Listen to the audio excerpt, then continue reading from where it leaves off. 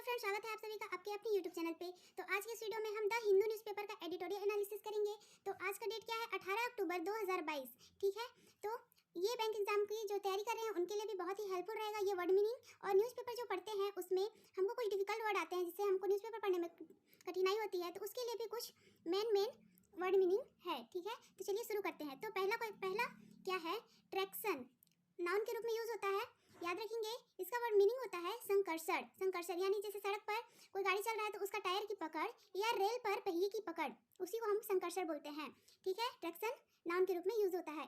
अगला वर्ड है cumulative, adjective के रूप में यूज होता है, याद रखेंगे। इसका मीनिंग होता है संचयी। संचयी यानी क्रमिक परिवर्धन द्वारा मात्रा, डिग्री या बल में वृद्धि, उसी को हम संचयी बोलते हैं। ओके, अगला वर्ड है डिकेपिलेटेड, वर्ब के रूप में यूज होता है, याद रखेंगे। इसका मीनिंग होता है सिर काटना, जैसे किसी आदमी, किसी जानवर, मनुष्य का सर काटना यानी धड़ काटना, उसी को हम डिकेपिलेटेड कहते हैं। वर्ब के रूप में यूज होता है, याद रखेंगे। अगला वर्ड है ओवरचर, नाउन के रूप में यूज होता है, याद रखेंगे। इसका मीनिंग होता है पहल, यानी किसी के सामने फ्रेंडली होना, या फिर कोई बिजनेस कर रहा है उसमें हमको भी ऐड होना है, ज्वाइन होना है, तो उसके लिए हमको पहल करना होता है। पहल, उसी को हम बोलते हैं पहल। ओवरचर नाउन के रूप में यूज होता है, याद रखेंगे।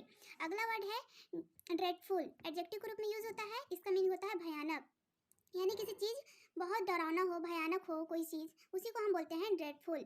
अगला वर्ड है कस्प, एक नाउन के रूप में यूज होता है, याद रखेंगे। उसका मीनिंग होता है उभार, यानी जब दो अलग अलग देशों में कुछ बदलाव हो रहा हो। ठीक है, उसी को बोलते हैं हम उभार। कस्प नाउन के रूप में यूज होता है। अगला वर्ड है डिस्कॉन्सर्टिंग, एडजेक्टिव के रूप में यूज होता है, याद रखेंगे। इसका मीनिंग होता है चिंताजनक या घबराना, जिससे व्यक्ति अशांत महसूस करता है, किसी चीज़ से घबरा जाता है, उसी को हम बोलते हैं डिस्कॉन्सर्टिंग, एडजेक्टिव के रूप में यूज होता है। ओके, अगला वर्ड है ओवर, वर्ब के रूप में यूज होता है, याद रखेंगे। इसका मीनिंग होता है मंडराना।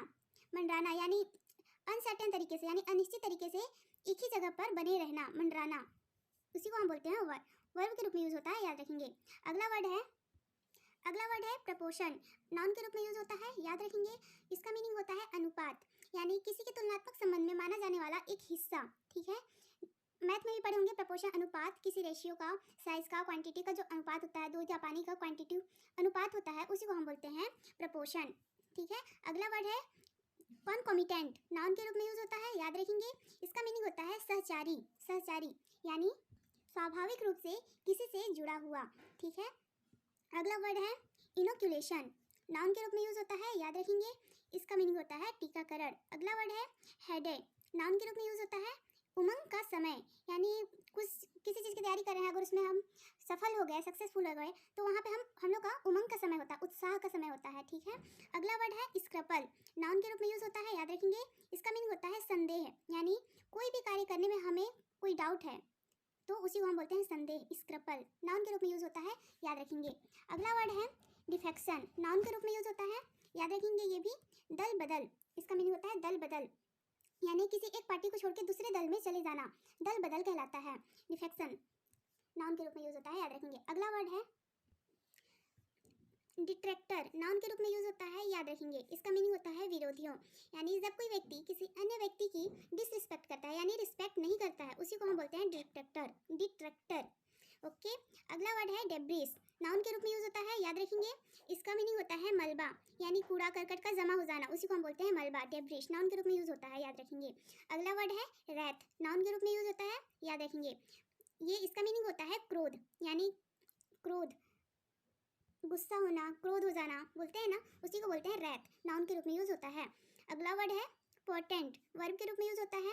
इसका मीनिंग होता है पूर्व सूचक, मतलब पहले से अनुमान होना कि आगे क्या होने वाला है, उसी को हम बोलते हैं पूर्व सूचक, पहले से सूचित हो जाता है। अगला वर्ड है पेरिलस, एडजेक्टिव के रूप में यूज होता है, याद रखेंगे। इसका मीनिंग होता है जोखिम, यानी जोखिम किसी चीज़ का डर बना हुआ रहना, उसी को बोलते हैं हम जोखिम। अगला वर्ड है हार्क, वर्ब के रूप में यूज होता है, याद रखेंगे। इसका मीनिंग होता है सुनना। आई होप आपको यह वीडियो हेल्पफुल रहा होगा। तो मिलते हैं नेक्स्ट वीडियो में पूरा लास्ट तक बनने के लिए थैंक यू।